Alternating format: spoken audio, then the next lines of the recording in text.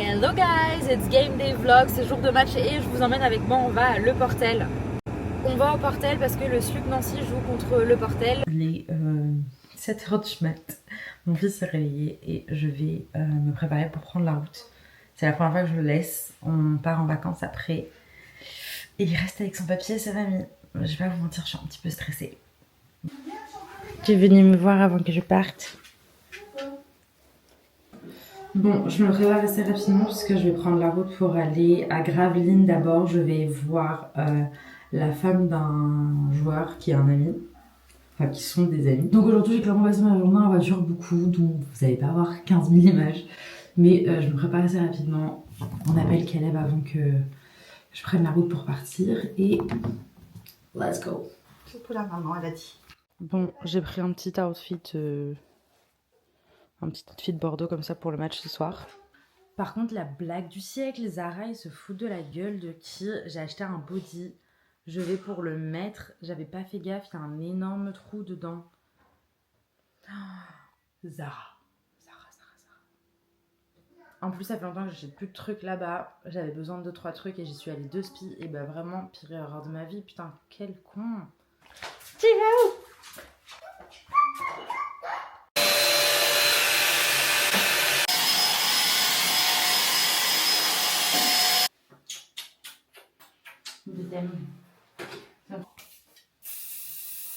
Pour Noël, ma mère, elle m'a offert les produits Yepoda. J'en avais eu déjà, elle m'avait filé des échantillons et là, elle m'a acheté la crème de jour et la crème de nuit. Et pour l'instant, franchement, j'aime beaucoup.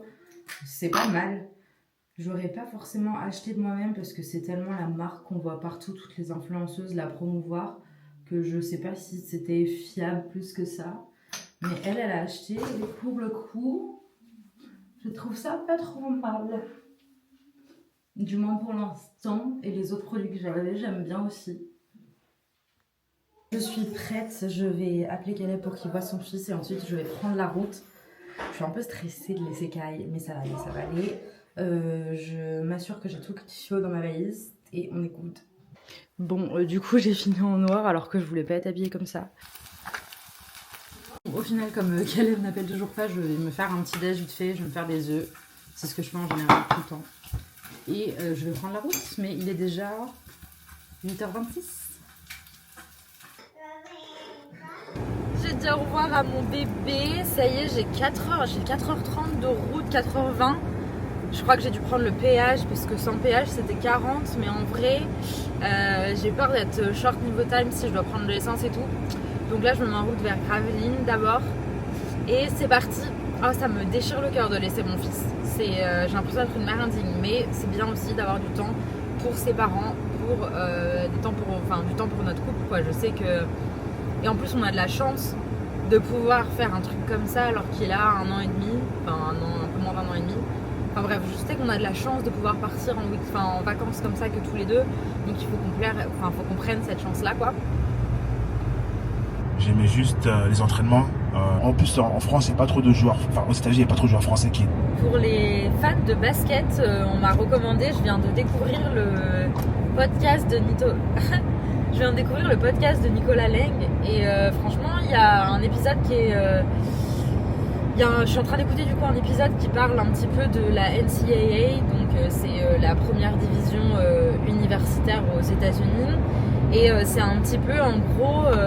Comment il y a une fuite des talents, enfin fuite c'est un grand mot mais c'est un peu le mot qu'ils ont employé dans le podcast et c'est hyper intéressant parce que ça fait un moment qu'on discute avec Caleb surtout sur comment en fait il n'y a pas tant que ça mais il y en a beaucoup de joueurs français qui sont soit recrutés soit intéressés par le fait d'aller aux États-Unis parce que déjà de 1 maintenant comparé à avant les joueurs qui vont aux États-Unis, ils ont possibilité d'avoir des deals en fait et donc de gagner de l'argent, mais beaucoup d'argent. J'ai oublié le terme, mais ils ont la possibilité de gagner de l'argent, mais genre vraiment beaucoup d'argent comparé au fait de rester dans un centre de formation classique en France, d'avoir un contrat jeune dans un club, etc. Enfin bref, aller aux États-Unis, que ce soit économiquement parlant, financièrement parlant et même expérience. Ça a beaucoup d'intérêt parce que aussi le fait qu'aux États-Unis les athlètes qui sont les athlètes universitaires, sachant que la ligue universitaire est quand même très pro, qu'il y a quand même beaucoup d'opportunités grâce à la ligue universitaire, ça fait que du coup un joueur il peut gagner de l'argent, de continuer ses études à un plutôt bon niveau, parce que autant le lycée aux États-Unis c'est peut-être pas le meilleur niveau du monde comparé à nous du moins, mais par contre les universités, si tu peux prendre des cours avancés, tu peux choisir un petit peu les cours à un certain niveau, donc tu peux quand même avoir un cursus universitaire qui est très bien, enfin selon l'université dans laquelle tu vas aller. Et en plus de ça, tu peux jouer au basket, devenir pro, être payé, enfin bref. Il y a tellement d'avantages sur ce côté-là. Après, en France, faut pas dire, on a des centres de formation qui sont incroyables. Bien sûr que ça donne l'opportunité d'aller jouer au plus haut niveau français après, etc. Mais est-ce que c'est fait pour tout le monde ? Bah non, en fait. C'est pour ça aussi qu'il y a des joueurs français qui y partent. Mais attention, il y a aussi des joueurs français qui n'osent pas partir aux États-Unis parce que soit ils sont pas prêts, soit ils ont peur de pas s'adapter à la vie là-bas, etc. Parce que c'est quand même vachement différent, même la nourriture. Bref, il y a tellement de différences possibles. Et en vrai, il en faut pour tout le monde. Il y a des joueurs qui veulent pas y aller parce qu'ils pensent que ça correspond pas à ce qu'ils aspirent, leur jeu et la suite.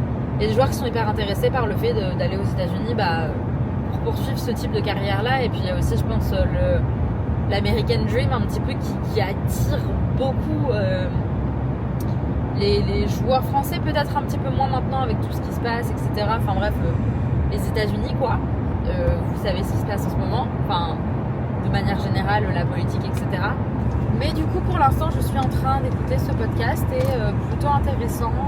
Je vous le recommande. J'ai pas écouté encore plusieurs épisodes, mais ça s'appelle Mauvaise langue. Mauvaise langue. Donc voilà. Écoutez, mais c'est cool d'avoir des podcasts sur le basket. Justement, il y en a pas assez. Personnellement, j'avais commencé un podcast au moment où je devais accoucher. Vraiment pas meilleure idée, parce que j'ai pas réussi à m'y tenir et que là j'essaye de revenir sur les réseaux vraiment de manière sérieuse et de pouvoir vraiment publier du contenu comme il faut, etc. Mais je me sens pas de revenir avec le podcast pour l'instant. Encore en train de suivre le podcast et il y a une discussion qui est super intéressante sur la différence d'infrastructures aux États-Unis et en France. Que ce soit dans les lycées, les universités et en fait être joueur pro en France. Et franchement, c'est vrai que c'est très flagrant.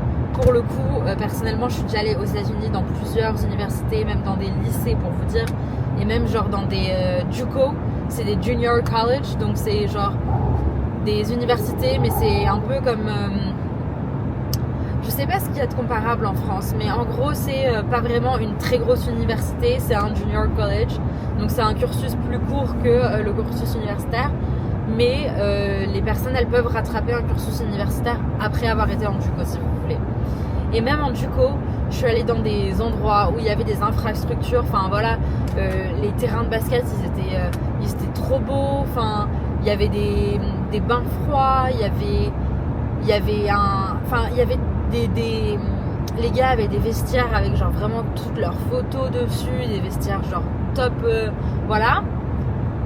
Le truc encore plus dingue, je suis allée dans une université, mais en plus une université qui n'était pas une université que vous connaissez, enfin que les gens connaissent de base en France, etc. Enfin, des universités random un peu aux États-Unis. Vous avez des infrastructures, mais de bâtards. Enfin, vous avez pardon, excusez mon langage, mais il y a des infrastructures de malades. Les mecs, ils ont la PS4, PS5 dans les vestiaires. Ils ont des iPads dans les douches.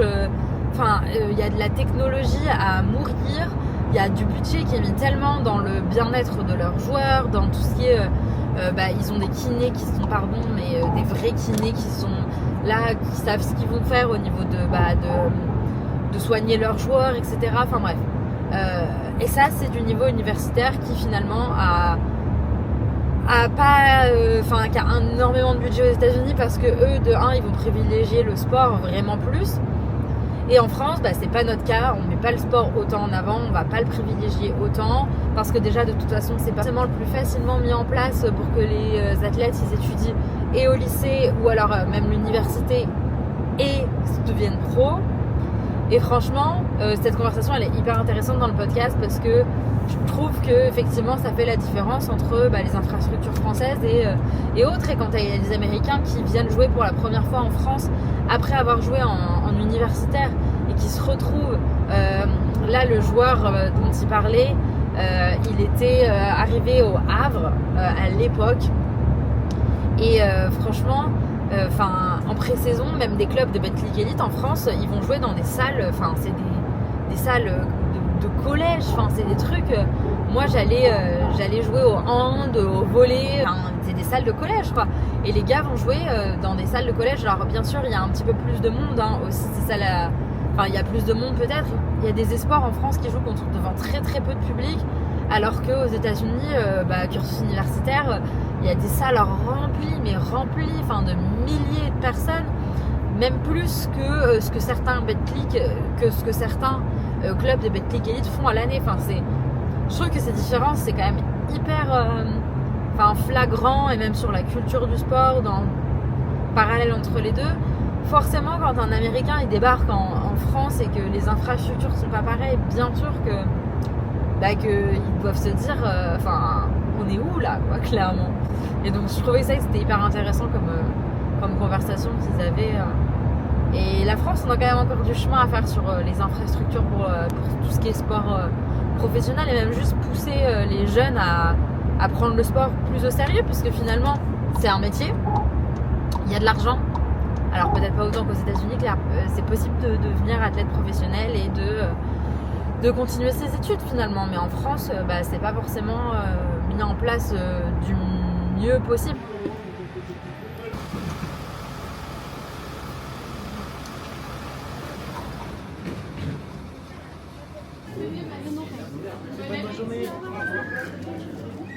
Bon, je me suis arrêtée vite fait à une station essence pour prendre de l'essence.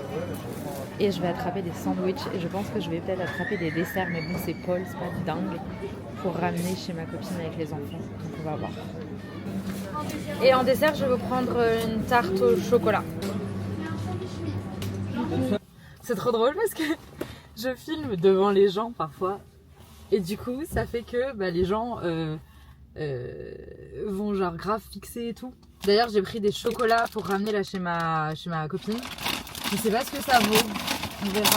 On verra. Franchement, je voulais juste pas arriver les mains vides parce qu'il y a les enfants et tout. Donc, j'ai pas eu le temps d'acheter autre chose. Donc, écoutez, les petits chocolats Paul. J'avoue, ça fout mal. Mais je voulais vraiment ramener autre chose. Mais j'ai pas eu le temps de trouver mieux.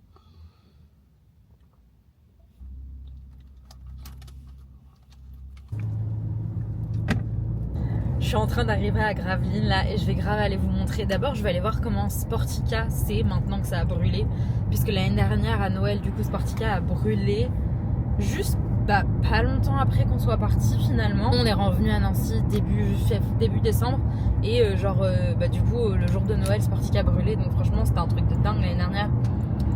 Et finalement j'ai envie d'aller voir aussi où on habitait l'année dernière, parce que c'est finalement l'endroit où Kai a habité les premiers mois de sa vie.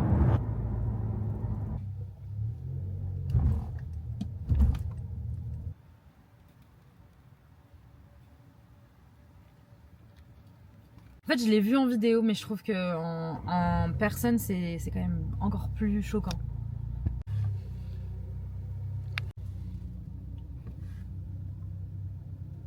Je pars de chez nos amis, du coup, c'est les Cornélis qui habitent à Gravelines, qui jouent pour l'équipe du BCM, du coup.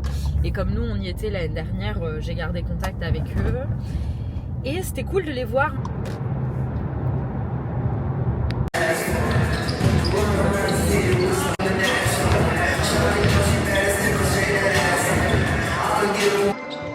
T'as un esprit, Tony Labonca. Le numéro 20.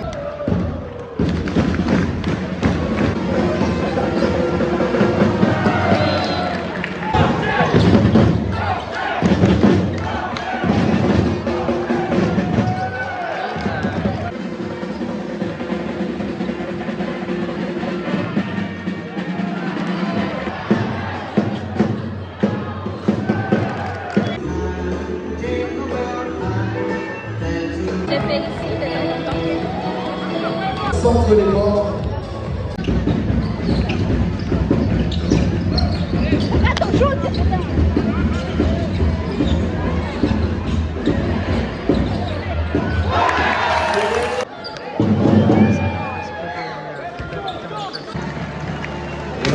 Yeah. I watch your wife videos.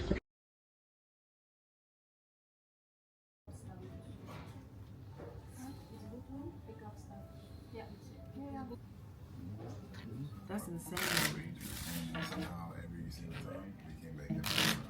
On se retrouve le lendemain du match, clairement, parce que hier soir, on est arrivé à Bruxelles, on s'est mis à l'hôtel, on a joué aux cartes et on s'est endormi. Donc, c'est la fin de ce Game Day vlog. J'espère que la vidéo vous aura plu. Maintenant, on part en vacances en Turquie et je vous emmène bien sûr avec moi, je vlog tout. Donc, j'espère que vous avez aimé la vidéo. N'hésitez pas à me le dire et on se retrouve très vite pour une prochaine vidéo.